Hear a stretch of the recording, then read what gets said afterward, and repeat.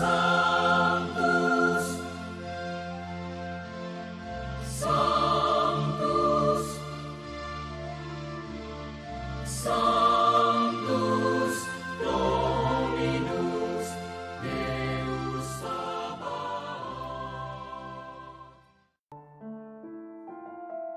Bapak, Ibu, dan saudara-saudariku yang terkasih dalam Tuhan kita Yesus Kristus, salam sejahtera untuk kita semua. Berkat Allah yang Maha Kuasa senantiasa menyertai kita. Hari Minggu tanggal 17 September tahun 2023 adalah hari Minggu biasa ke-24. Marilah kita mendengarkan dan merenungkan bacaan-bacaan kitab suci.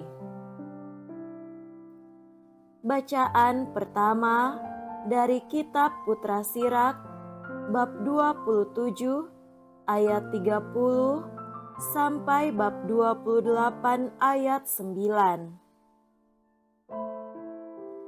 Dendam, kesumat, dan amarah sangat mengerikan, dan orang berdosalah yang dikuasainya. Siapa saja membalas dendam akan dibalas oleh Tuhan. Tuhan dengan saksama memperhitungkan segala dosanya. Ampunilah kesalahan sesamanya, niscaya dosa-dosamu pun akan dihapuskan juga jika engkau berdoa. Bagaimana gerangan orang dapat memohon penyembuhan pada Tuhan jika ia menyimpan amarah kepada sesama manusia? Bolehkah ia mohon ampun atas dosa-dosanya kalau ia sendiri tidak menaruh belas kasihan terhadap seorang manusia yang sama dengannya? Dia hanya daging belaka, namun ia menaruh dendam kesumat. Siapa gerangan akan mengampuni dosa-dosanya? Ingatlah akan akhir hidup dan hentikanlah permusuhan. Ingatlah akan kebusukan serta maut, dan hendaklah setia kepada segala perintah. Ingatlah akan perintah-perintah, dan jangan mendendami sesama manusia. Hendaklah kamu ingat akan perjanjian dari Yang Maha Tinggi, lalu ampunilah kesalahan sesama. Jauhilah pertikaian, maka engkau mengurangkan jumlah dosa, sebab orang yang panas hati mengobar-ngobarkan pertikaian. Orang yang berdosa mengganggu orang-orang yang bersahabat dan melontarkan permusuhan di antara orang-orang yang hidup dengan damai. Demikianlah sabda Tuhan. Syukur kepada Allah.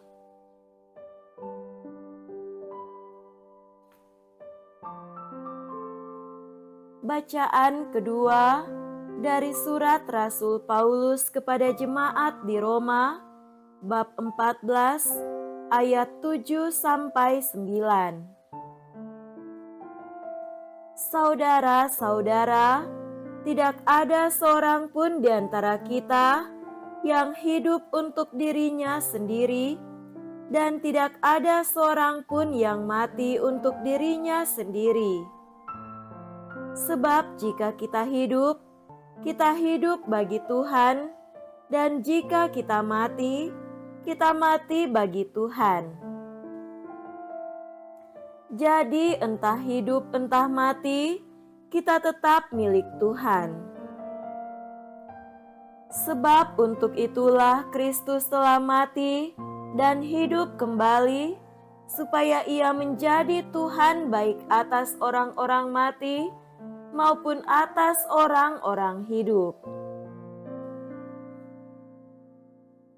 Demikianlah sabda Tuhan. Syukur kepada Allah.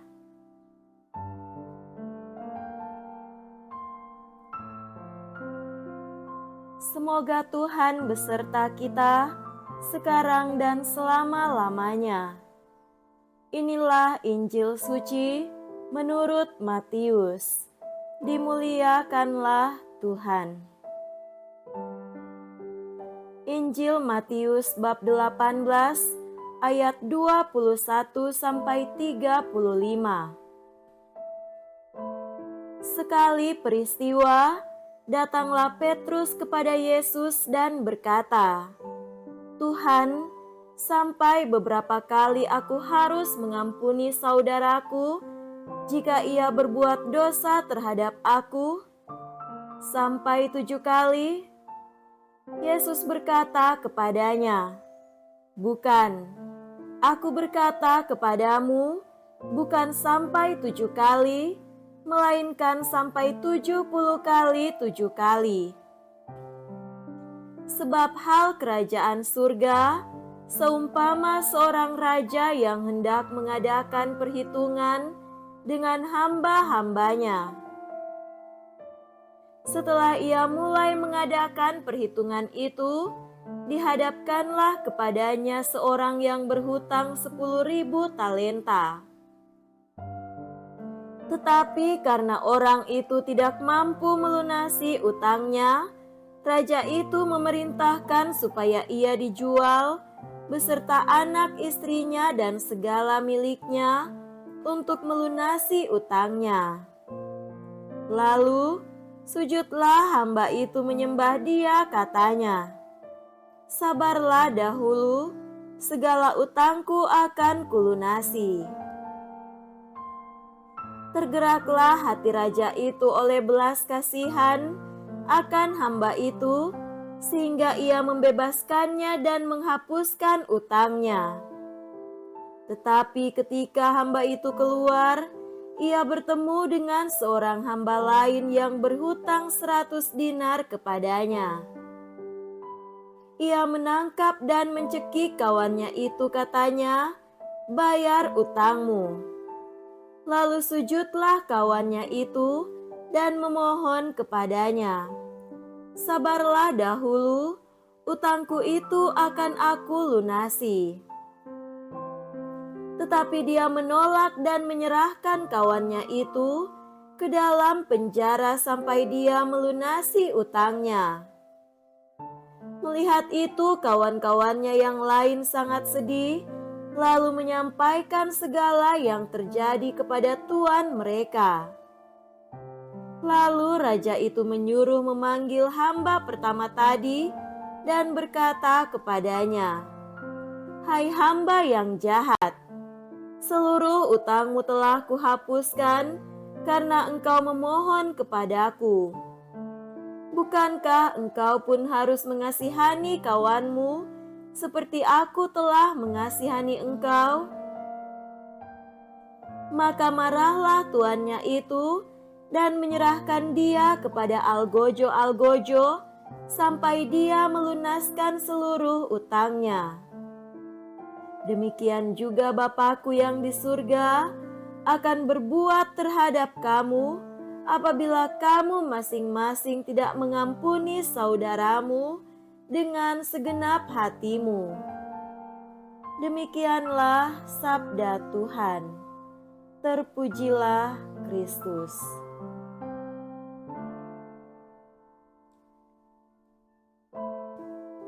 Saudara-saudariku yang terkasih dalam Tuhan kita Yesus Kristus, tema renungan kita pada hari ini adalah indahnya mengampuni. Pada tanggal 13 Mei tahun 1981, dalam kesempatan audiensi umumnya, Paus Yohanes Paulus II ditembak di lapangan Santo Petrus, Vatikan. 2 peluru mengenai bagian bawah perut sang paus, 1 lagi mengenai lengan kanannya, dan 1 lagi melukai telunjuk kirinya. Syukurlah nyawa paus masih tertolong. Terhadap penembaknya, Mehmet Ali Akca, Paus Yohanes Paulus II tidak menunjukkan amarah dan dendam. Sebaliknya, ia mengampuninya. Paus mengunjungi penembaknya di sel tahanan dan mereka berbincang empat mata. Pada tahun 2000, Paus bahkan meminta agar Akca dibebaskan dari penjara meskipun ia seharusnya menjalani hukuman penjara seumur hidup. Akca yang akhirnya menjadi seorang pengikut Kristus dibebaskan tahun 2010. Tahun 2014, ia mengunjungi makam pengampunnya dan meletakkan mawar di atas makamnya.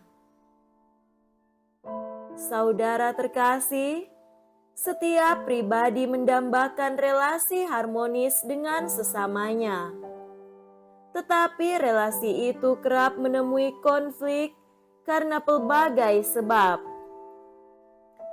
Relasi amat intim antara suami dan istri yang didasarkan pada cinta dan komitmen suci pun, misalnya, tidak steril dari konflik dan persoalan.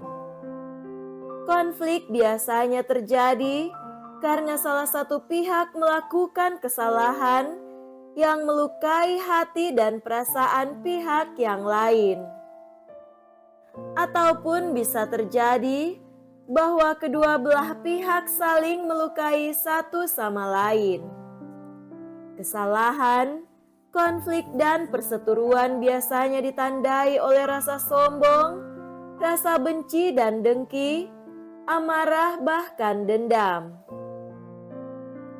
Bila kita hanya berhenti pada perasaan-perasaan seperti ini, maka pastilah konflik dan perseteruan tidak akan menemui titik akhir.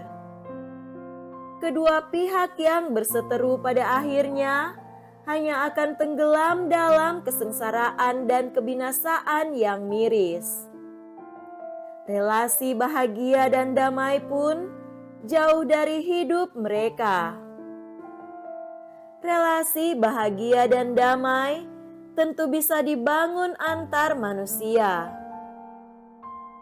Yesus mengajarkan kepada kita keutamaan hidup yang hakiki bagi solusi konflik dan perseteruan, yakni pengampunan.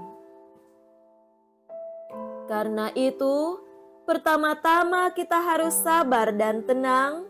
Kita siapkan hati kita bagi Tuhan, bagi Roh Kudus, untuk memampukan kita mengampuni sesama tanpa batas.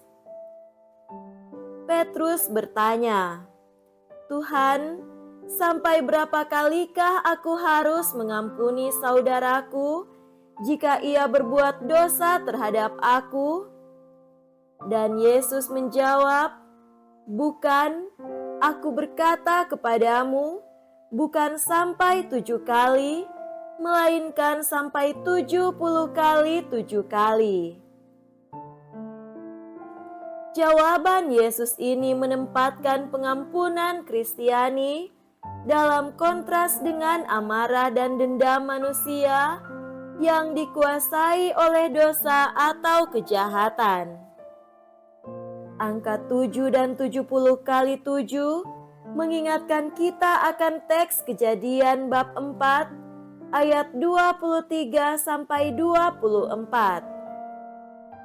Berkatalah Lamek kepada istrinya, "Aku telah membunuh seorang laki-laki karena ia melukai aku, membunuh seorang muda karena ia memukul aku sampai bengkak. Sebab jika Kain harus dibalaskan 7 kali lipat, maka Lamek 77 kali lipat." Teks ini menggambarkan tak terbatasnya kebencian, amarah, dan dendam manusia duniawi. Yesus mengajarkan kebalikan dari sikap ini. Seorang pengikutnya mesti punya belas kasihan dan pengampunan tak terbatas sebagaimana Kristus sendiri telah menunjukkan belas kasihan dan pengampunan tidak terbatas lewat sengsara, wafat, dan kebangkitannya. Saudara-saudariku terkasih, pengampunan Kristiani adalah pengampunan yang didasarkan pada teladan Tuhan sendiri. Dalam perumpamaan yang disampaikan Yesus, Sang Raja yang mengadakan perhitungan dengan hamba-hambanya yang berhutang kepadanya. Karena hambanya tidak mampu membayar hutangnya, ia memerintahkan supaya ia, anak dan istrinya serta segala miliknya dijual untuk membayar hutangnya. Sang hamba menyembah dan meminta sang raja untuk bersabar. Tergerak oleh belas kasihan, sang raja membebaskan dan menghapuskan segala hutangnya. Sayangnya, hamba tersebut tidak berbuat seperti tuannya. Ia mencekik dan menyerahkan temannya yang berhutang padanya ke penjara sampai dilunaskannya segala hutangnya. Hamba yang tidak tahu mengampuni ini akhirnya mendapatkan balasannya. Saudara-saudariku yang terkasih dalam Tuhan kita Yesus Kristus, belas kasih dan pengampunan yang kita berikan kepada sesama sebenarnya akan kembali kepada kita. Dalam bacaan pertama hari ini dikatakan, barang siapa membalas dendam akan dibalas oleh Tuhan. Tuhan dengan saksama memperhitungkan segala dosanya. Ampunilah kesalahan sesama, niscaya dosa-dosamu akan dihapus jika engkau berdosa. Yesus pun dalam Injil mengatakan, demikianlah Bapa-Ku yang di surga akan berbuat terhadap kamu apabila kamu masing-masing tidak mengampuni saudaramu dengan segenap hatimu. Bila kita berbelas kasihan dan memberi pengampunan, maka kita sedang mengikuti teladan dan kehendak Yesus. Dan niscaya kita akan didapatinya sebagai pengikutnya yang layak. Semoga demikian. Amin.